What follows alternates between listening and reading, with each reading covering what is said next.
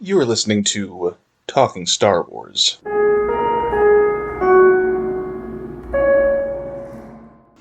Welcome, Star Wars fans. I'm Alex, And I'm Connor. and today we're going to talk about Star Wars. I've never been more steamed. I'm going to try to keep my attitude here as benign and neutral as long as possible. So this is sort of an extension of our genre spotlight episodes, where instead of focusing on a whole genre, we're going to focus on a specific genre trope as it appears in certain Star Wars media. And that is the Wolf and Cub story archetype. And this is a very Eastern archetype, the wolf in this scenario being usually depicted as a Ronin of some kind, the cub as a baby child who does not have the ability to protect oneself in the dangerous world. So how does this lone warrior protect this cub in a dangerous world? That's the conceit of the trope, and it has grown quite popular as of late.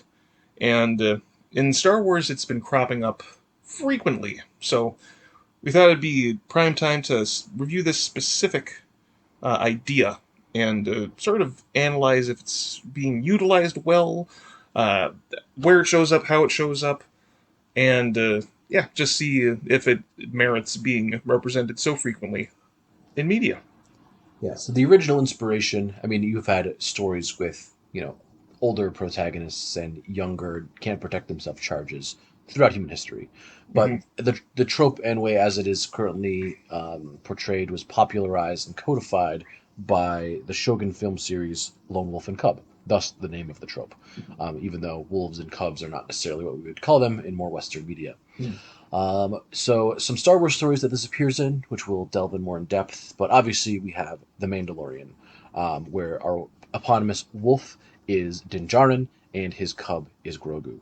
Grogu, this is probably one of the more direct adaptations because unlike some of our other ones where the cub character, at least can think and speak and act even if they need protection, Grogu starts as a literal child. At first we think an infant, but later turns on as a traumatized grade schooler, basically.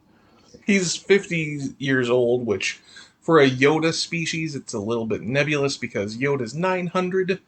So, what stage of development should a 50-year-old Yoda be at? We don't really know. But blessedly, this child does not speak. And I think that saves much of the criticism of what arrives with Wolf and Cub stories. But regardless, we have the Mandalorian, the stoic figure in charge of this young, seemingly hapless individual in the form of Grogu, who is actually quite more uh, helpful I than mean, he appears to be. and the second episode lifts something off the ground with the Force, so a whole mudhorn. So Which again shows this is not just a burden for Din Djarin, but someone he can collaborate with. yeah, so using that as an example, we can start to talk about the specific aspects of the wolf and cub trope. Yeah. So you have an older, usually male but not always male, guardian figure, some kind of warrior. They do not have a family of their own typically, or if they did, they have lost them. Um, almost like the dad who didn't want the cat. He doesn't want a child, doesn't want to care for someone. I'm a lone wolf, loner, I'm jaded. so alone in the world in my loneliness, and need to go on their solitary way, cutting a path of death and destruction across the hinterlands of whatever setting they find themselves in. And then through circumstance, whether a job or a random circumstance, they find themselves having to care for a child, sometimes an infant, sometimes older, but someone who needs their protection. And they are not happy about this, but their code of honor will not allow them to leave someone so defenseless for themselves. And whether that they have excuses or rationalizations for why our Mr. Jaded Lone Wolf does not just abandon the child, eventually they come around and adopt often a father figure or older brother figure sort of approach to our cub character. So, and this is the closest example to the quintessential one is Din Djarin and Grogu. He's jaded. He's a bounty hunter set in his ways. He's cranky, cantankerous, but he is breaking his code for this child. He doesn't want to bring in this bounty because, unlike the hardened criminals that he's been dealing with, this is an innocent child, and so of course he sort of breaks his code and has to go through this personal journey of, in a large sense, learning what's important in life, and also trying to make his way while suddenly being saddled with the responsibilities of protecting a child who, the enemy forces, the antagonists of the story want to retrieve for dastardly purposes. And at the same time, he has to function as his own self while having this new responsibility, which sometimes, the child's a help and sometimes he's a hindrance. Yeah, so other aspects, as Connor touched on, that the Wolf and Cub can depict is the child is being exposed to violence and situations that are far beyond the typical purview of their years. They are Mhm. not in the embrace of their warm and caring parents in a secure environment. Yeah. They are being forced at far too young an age to face the cold realities of a violent world. Grogu witnesses death and murder and betrayal on a large scale and is tortured at a young age. Mhm. And we can even look at some of our other examples then. These are not usually happy stories. Even though we're glad that our child has found a protector, we are sad that they need protection in the first place. And it brings up the notion of why, this child's in a dangerous position and why are they in a dangerous position? It's not just that they're out there, they're important. So it's kind of like a Merlin and King Arthur. This old wizard is raising this child in a sense as his ward in order to rule the kingdom. With Grogu, he is the young version of Yoda. Us as an audience understands that he is going to be a very important figure in the Force somehow, because there's only one Yoda and a Yaddle, but still. Uh, Yeah, and then yeah, there's always reasons that the cub care figure is more important than just an adoptee, even mhm. if that's the primary. Otherwise no one would pursue them. So other Wolf and Cub pairings that we see in Mhm. Star Wars. Um, some people might think, oh, it's Ahsoka Tano and Anakin Skywalker. Mhm. But the first time we meet Ahsoka, she's already skilled with the lightsaber, independently takes on a mission, has her own thoughts and opinions, and can cut down battle droids by herself. So while she needs Yeah. personal growth and like an older brother or maybe parent Mhm. figure, she's already a teenager. She is not a cub. This is Um, more of a dynamic duo. This is a Batman and Robin, where each force is capable on their own. she is a sidekick, not a cub. Mhm. Um, but and you can even see this in some other media as it goes on. Like The Last of Us, Ellie starts as a cub and graduates to sidekick.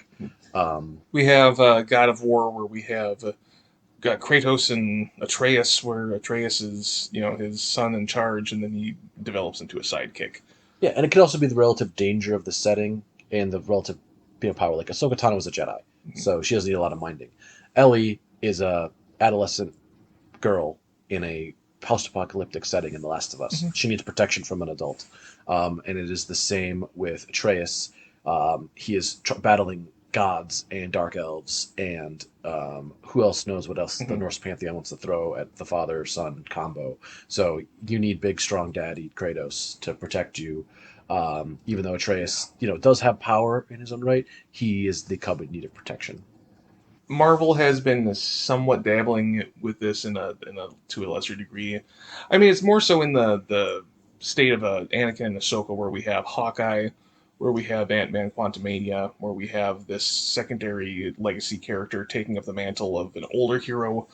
Not so much Wolf and Cub, but we do see a little bit of that at the very end of the most recent Thor, where he has a young girl who's all alone in the universe, and uh, it doesn't feel as warranted and earned as other media, but he has a little helpless child that he needs to protect now, who happens to be played by his daughter, and that's not nepotism. But moving back to Star Wars, Okay, Connor, try to keep your capitalist my disaffection under lid, control. my So other examples of the Wolf and Cub dynamic in Star Wars, we can look at again, not Ezra Bridger and Kanan Jarrus in mm, Rebels. Ezra Bridger's already living by himself and caring for himself by the yeah, time the series starts. He needs a mentor figure, but he does not need a protector. it's certainly Kenobi. Uh, Yes, with 10-year-old Leia Organa. she has a little bit more agency than Grogu, but at the same time, she does not possess any of the skill of Grogu. And her arc isn't as, I don't know, special, heartwarming as it is with Grogu, but I would say that with Kenobi, it is very helpful for his character in sort of shaking out of his fixation with protecting Luke at this time, um, and kind of breaking out of his fear of not being able to effectively protect someone like he was able to out in the world. So he develops from that relationship in some regard, at least.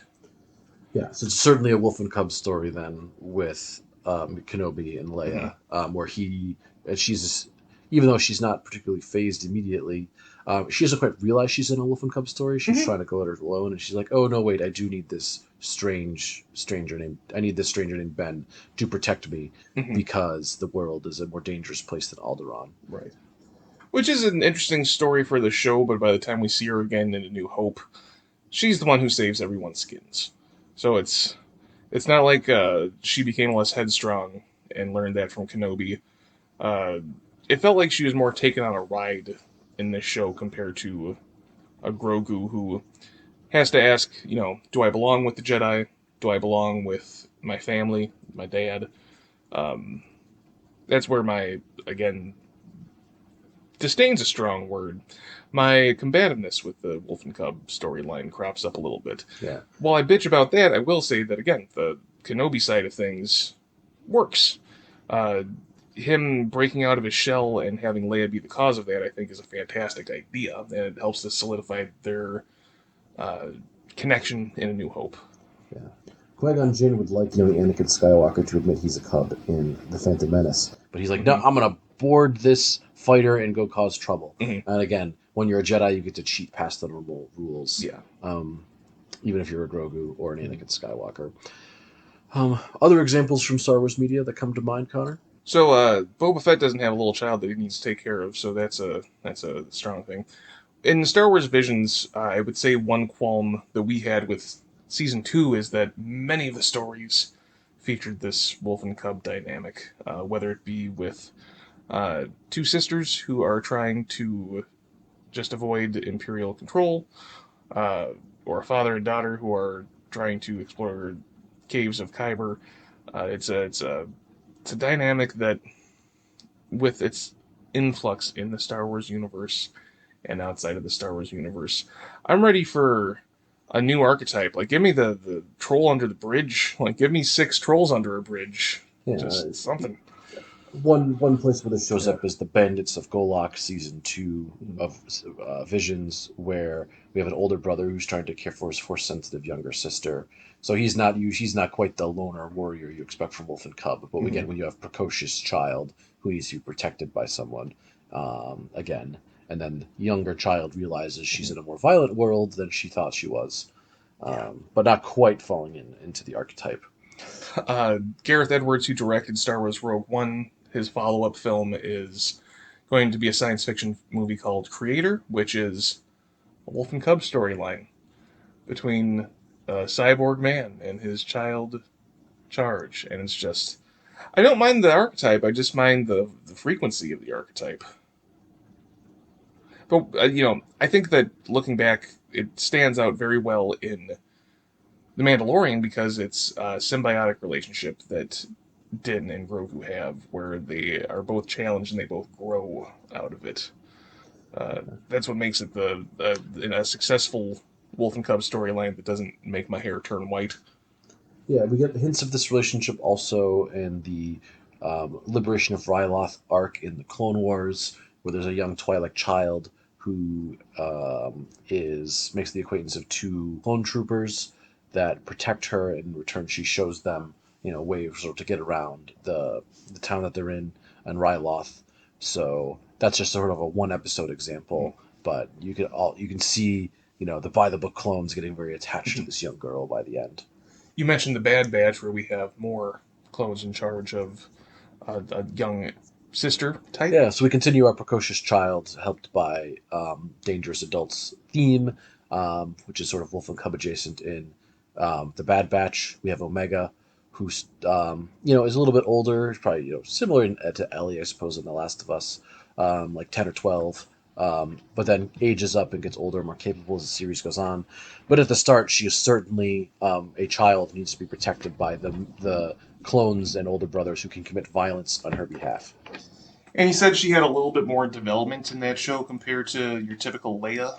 Yeah, she's probably same as Grogu. She is one of the main characters of the Bad Batch in the same way that Grogu is one of the main characters of the Mandalorian, and Omega goes through character development and gets more capable and takes on more responsibilities as the series goes on.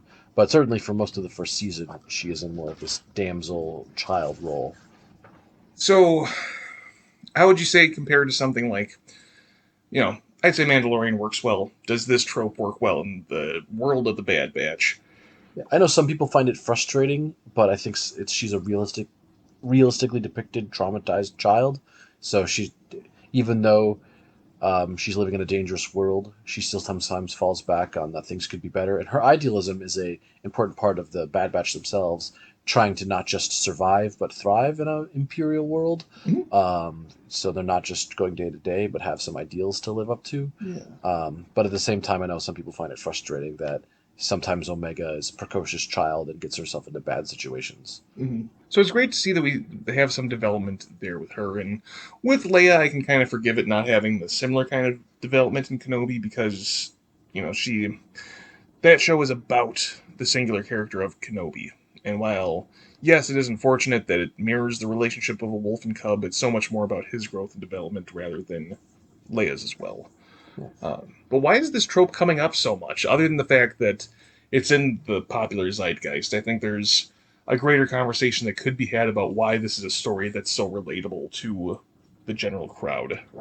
So, part of me is like, hey, single parenthood is becoming more common in today's day and age, and people having to figure out non-traditional structures of family. Mm, It's become more acceptable to depict non-traditional families in media, and so Star Wars is jumping on that bandwagon a little bit with that's the great whole of insight. Yeah. a whole of a found family aspect, or like you might just have a dad or just have a mom, but that's fine.